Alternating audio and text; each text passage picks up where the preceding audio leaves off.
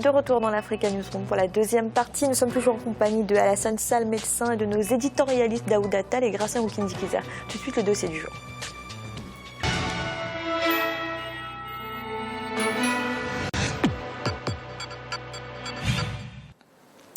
La situation des personnes handicapées reste encore aujourd'hui très précaire en Guinée. Pourtant, le pays a ratifié la Convention des Nations Unies sur les handicapés depuis 2008, mais son application fait toujours défaut. Les associations et ONG font donc pression sur les autorités pour une véritable politique de prise en charge. Un reportage de notre correspondant Mohamed El Amin Solano.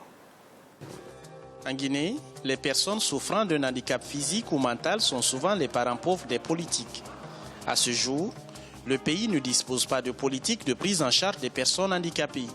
Des stratégies sont cependant mises en place pour protéger cette couche sociale vulnérable qui s'insurge souvent contre des actions discriminatoires dont plusieurs d'entre eux sont victimes en termes d'emploi par exemple. Un sujet de préoccupation nationale, actuellement en débat au ministère de l'Action sociale. En Guinée, l'égalité d'accès à l'emploi pour les personnes handicapées reste un pari à gagner pour les autorités publiques. Aucun chiffre officiel n'existe à ce jour sur le nombre de personnes souffrant d'un handicap physique ou mental dans le pays. Mais une centaine d'associations de défense et de protection de cette couche sociale couvrent tout le territoire national. François dirige depuis quelques années la FIGIPA, Fédération guinéenne pour la promotion des associations des personnes handicapées. Pour lui, seules quelques rares personnes handicapées accèdent à l'emploi. Plusieurs facteurs expliquent cette discrimination. Les personnes handicapées en République de Guinée vivent une situation difficile. Il faut noter que l'État, malgré la ratification de plusieurs conventions internationales au niveau des Nations Unies et au niveau du continent africain, et l'existence de certaines lois, notamment la loi constitutionnelle, la loi fondamentale, et les personnes handicapées ne bénéficient pas, ne jouissent pas des droits fondamentaux, notamment l'emploi. Nous avons plusieurs difficultés. Nous rencontrons plusieurs difficultés dans ce domaine. À la direction nationale du ministère de l'Action sociale, des études sont en cours pour briser ces préjugés et promouvoir à travers des textes de loi en rédaction une égalité d'accès à l'emploi en faveur des personnes handicapées. Diaby est l'un des techniciens qui travaille sur ce projet.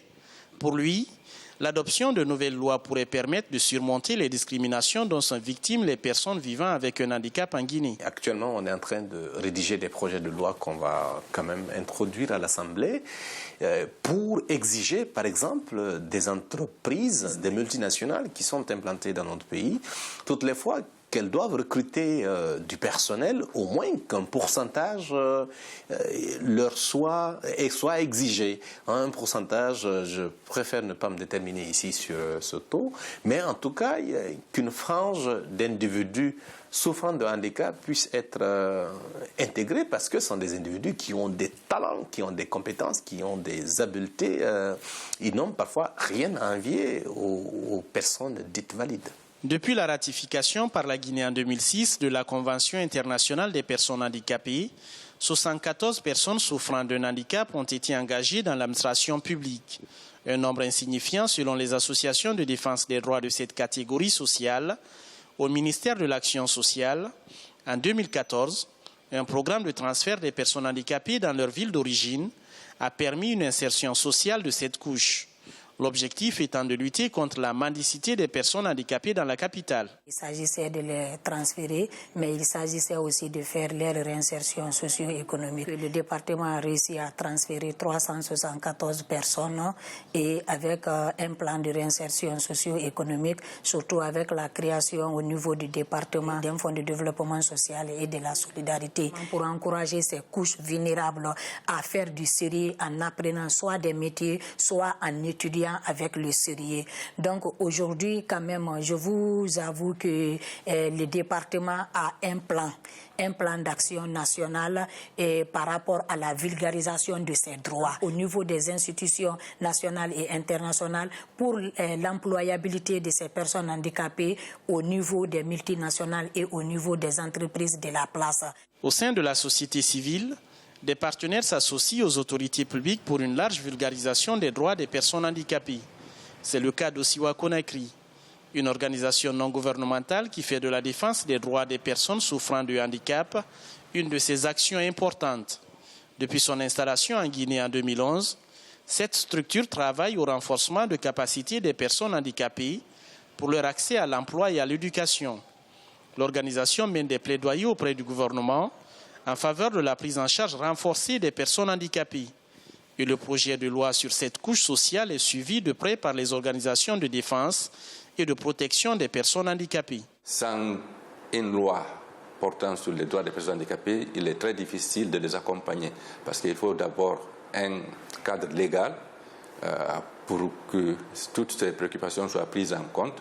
Et maintenant, en cas de violation, il y a des textes pour vraiment sanctionner ou condamner ces genres de situations. Donc, cet appui comporte aussi un appui institutionnel parce que le constat est qu'on peut avoir une loi, mais si les organisations n'ont pas la capacité interne d'exercer, de revendiquer leurs droits, ce sera très difficile pour réussir. Un combat de tous les jours que la Fédération guinéenne pour la promotion des personnes handicapées mène avec beaucoup de conviction. En collaboration avec les responsables sportifs du pays, elle a réussi à mettre sur pied une équipe de personnes handicapées passionnées du basketball.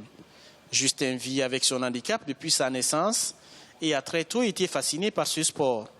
Il le pratique depuis une vingtaine d'années et c'est avec beaucoup de fierté qu'il parle des compétitions internationales auxquelles il a participé, en ramenant souvent des médailles avec ses coéquipiers. Dans ce domaine, lui et ses compagnons se sentent soutenus.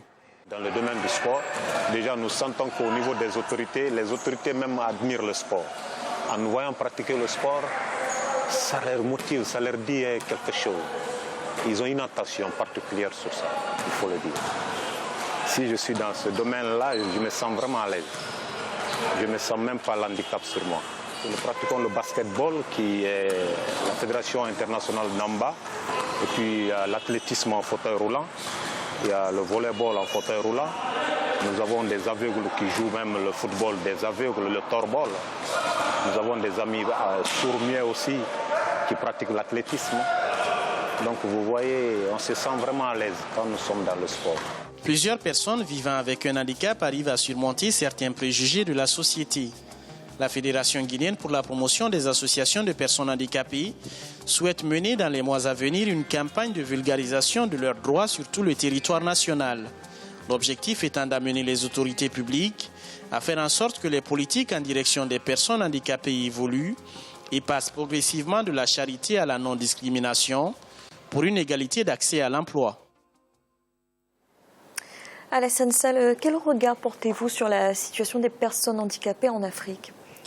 Écoutez, peut-être on fait un tout petit rappel. Le rapport OMS 2011, la Banque mondiale OMS, parlait d'environ 15% de la population mondiale vit d'handicap, donc ça fait plus de 600 millions, parmi lesquels 2 à 4% sont vraiment ont des handicaps fondamentaux qui leur empêchent dans leur vie quotidienne. Ça c'est un fait, d'où cette convention internationale sur le droit des handicapés, des personnes handicapées. Donc c'est ce qui est important. Donc l'Afrique, il est vrai que ça dépend aussi des pays. Il y a des endroits où les choses ont beaucoup évolué par rapport à ces situations, ou d'autres, on est dans des balbutiements. Là, je vois le cas de Guinée un peu dans ce fait-là. Si je prends un simple exemple, le Sénégal qui a ratifié dans les années 2010, la convention datant de 2006 internationale, donc Sénégal 2010, et puis il a mis du temps, parce que c'est en 2013 qu'il y a la loi, plutôt la loi sociale, la loi d'orientation sociale de 2010 définit très clairement tout ce qu'il faut effectivement faire en matière de formation, en matière d'appareillage, en matière de santé, en matière d'accompagnement. Le décret est venu 3 ans plus tard, en 2013, où il y a la carte d'égalité des chances qui donne quand même la possibilité d'accéder à certaines prestations et à certains avantages. Ce qu'il faut retenir donc chez nous en Afrique, il y a ce fait, l'handicap est déjà du point de vue culturel, enfin je parle sous le contrôle des autres, moi je suis de l'Afrique de l'Ouest, donc, mais je crois que ce n'est pas très différent de l'Afrique du Nord. Culturellement, un handicapé dans une famille est considéré entre guillemets comme une tare. Soit c'est une malédiction, soit c'est les djinns. Donc il y a tout un travail aussi à faire auprès des populations pour changer le regard à l'handicap. On a vu que les albinos traités comme des sujets rituels. Donc voilà. Donc ça déjà c'est un gros problème. Et il est vrai qu'il faut, pour travailler sur ce sujet-là, qu'il y ait effectivement des tests qui définissent les orientations, qui disent les avantages et la façon que l'État va faire pour que ces handicapés, qui sont des citoyens ordinaires comme tout le monde, qu'ils soient considérés comme tels et que tous les droits des citoyens qui n'est pas handicapé, l'handicapé a droit de ces considérations. Donc qu'il y ait des textes qui travaillent dessus, mais il ne suffit pas de faire des textes, il faut des décrets d'application et qu'il y ait un suivi de la mise en œuvre de ces décrets d'application.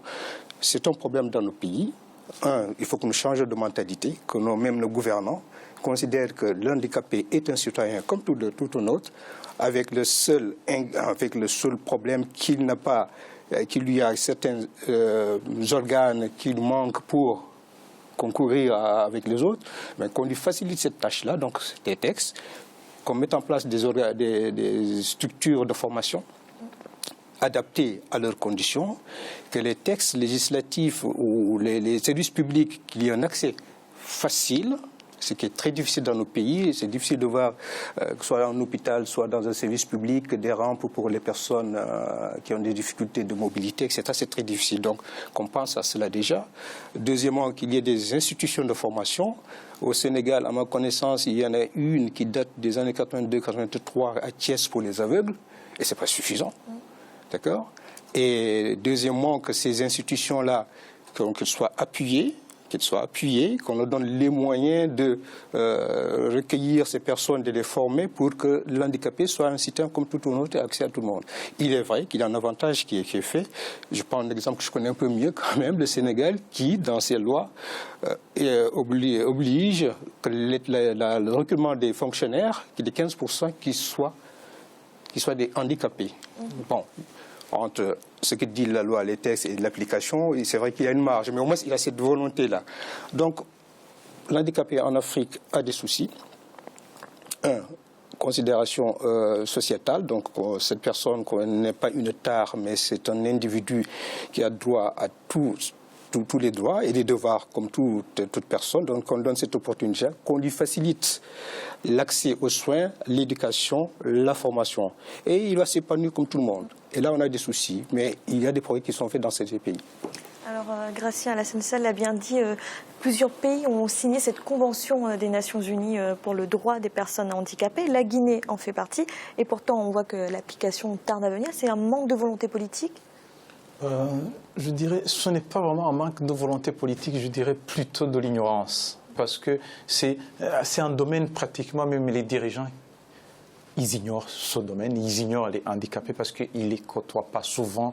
Et il y a un problème aussi de regroupement pour qu'on voit ces gens, un problème de représentation. Il y a un seul pays, on cite souvent ce pays, c'est le Rwanda, qui a une représentation au sein du Parlement des handicapés. Les handicapés sont élus au sein du Parlement, donc ils peuvent avoir une voix, interpeller les ministres quand il y a un problème tel autre. En même temps, on peut dire que l'autre problème qui s'oppose, c'est surtout l'accessibilité. Au niveau du déplacement, on n'en parle pas, mais ça pose des problèmes pour que ces gens se déplacent. Et on ne peut pas oublier non plus au niveau du travail. Souvent, on a tendance à dire, même dans les entreprises ou qu'elles soient, qu'on a besoin de quelqu'un qui est valide. Oui, on est valide, handicapé aussi est valide. Quelqu'un qui n'a même pas de jambes peut travailler 50%, il peut y avoir 50% dans une usine, des gens qui n'ont pas de jambes, mais qui ont les bras, même un seul bras. Maintenant, il y a la répartition des tâches, donc chacun peut, en fonction de son handicap, être utile, travailler dans la société, être utile pour un pays. Daouda, vous êtes d'accord, ça passe aussi par la prévention? Oui, tout à fait, ça passe par la prévention, mais la prévention, elle a plusieurs facettes aussi. Certaines situations de handicap sont d'origine congénitale, d'autres sont un petit peu plus précoces en fait. Et puis il y a les guerres, les conflits et tout ça, puisque là on a vu des personnes à mobilité réduite en fauteuil et tout ça, donc les mines antipersonnelles. Vraiment, je pense qu'une organisation supranationale telles que l'Union africaine pourrait éventuellement se saisir de cette question parce que bon, la prévention c'est à différents niveaux. Il faut s'attaquer aux causes, effectivement. Maintenant, je pense également que on a parlé de la convention relative aux droits des personnes handicapées. À ce niveau-là, il y a un comité de suivi et ce comité permet aussi à un groupe de citoyens en situation de handicap de pouvoir saisir le comité des Nations Unies pour incriminer entre guillemets l'État en disant que l'État a ratifié la convention et éventuellement, vous avez rappelé, M. Sall a parlé de décret d'application dans le cas du Sénégal par exemple. Si ça c'est une bonne chose, mais par contre si l'État n'arrive pas à remplir son rôle à ce niveau-là, il faut que les citoyens aussi, les associations qui s'occupent de cette cause puissent aussi saisir les Nations Unies pour ce qui est de la Convention. Une dernière chose, c'est que l'insertion des personnes en situation de handicap par le sport est une bonne chose aussi. Là, on a vu dans le reportage dans le cas de la Guinée, le handisport, c'est une très bonne chose étant donné que ces personnes à mobilité réduite arrivent quand même à s'insérer dans la société par le sport et c'est un élément important dans le développement. Donc au lieu de voir ces personnes comme une tare ou comme un fléau dans la société, il faudrait saisir en tout cas tout ce que... Parce que c'est des personnes qui regorgent de talent. Moi j'ai vu aussi, pour rester sur le cas du Sénégal, des personnes en situation de handicap qui fabriquent des cahiers pour les élèves, qui sont artisans, etc. et qui arrivent à gagner leur vie comme ça et qui ont des talents impressionnants.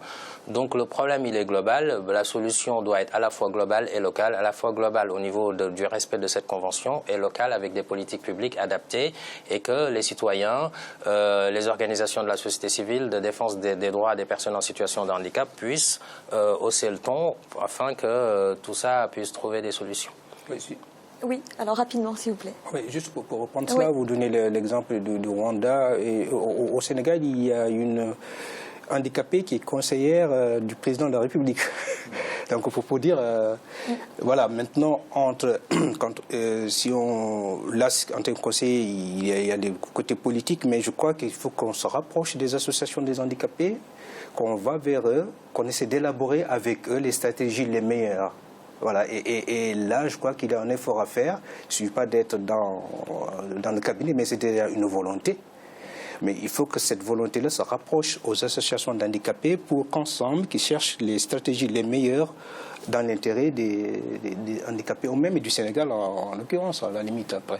Merci messieurs. Tout de suite, un rappel des titres qui ont été développés en début d'émission. L'ancien président égyptien Mohamed Morsi a été condamné à 20 ans de prison. La justice lui reproche d'être impliqué dans des arrestations et des actes de torture contre des manifestants durant son mandat et d'avoir incité à la violence.